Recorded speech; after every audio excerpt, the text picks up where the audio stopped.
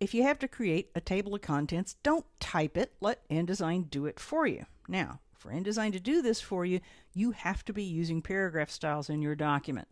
So in this document, let's take a look at this text. It's using a paragraph style called header 1, and then this text is using a style called subhead. I want you to think of paragraph styles as a tagging mechanism, and this helps InDesign find text, harvest it, and then generate a TOC for you. So let's see how you do that.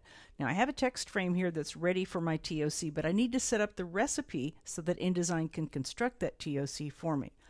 Under Layout, you'll see two seemingly related entries, Table of Contents, Table of Contents Styles.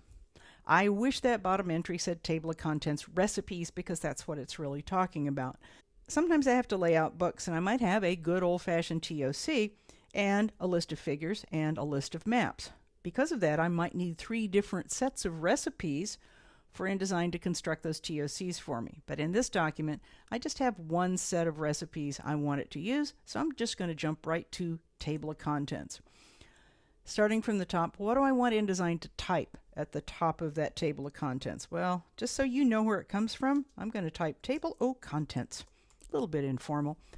When InDesign types that, what style do I want it to use? I made a style called TOC Title. What tags do I want it to look for? Remember I showed you that we're using something called header 1.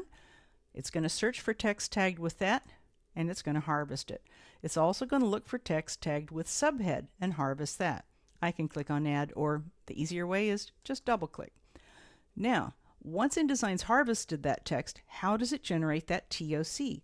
How does it make it look the way I want? Well, I've already made styles, so I just have to invoke them. Header 1, when it harvests that text, that header entry is going to use a style I made called TOC Level 1. Now, while we're in the neighborhood here, I want you to notice a style called Toc Body Text. I didn't make that. InDesign generates that for you, and it's fairly ugly. I think it's InDesign's way of saying, here, you forgot to make one, didn't you? I made an ugly one. Don't you want to change it?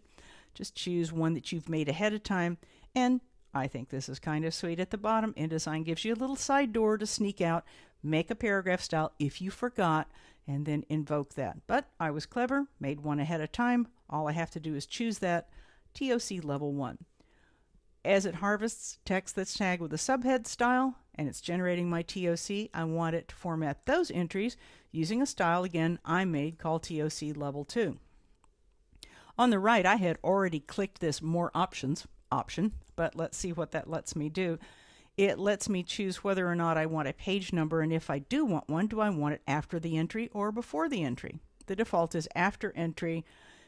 This little caret T that you see here means, hey, InDesign, tap the tab key for me.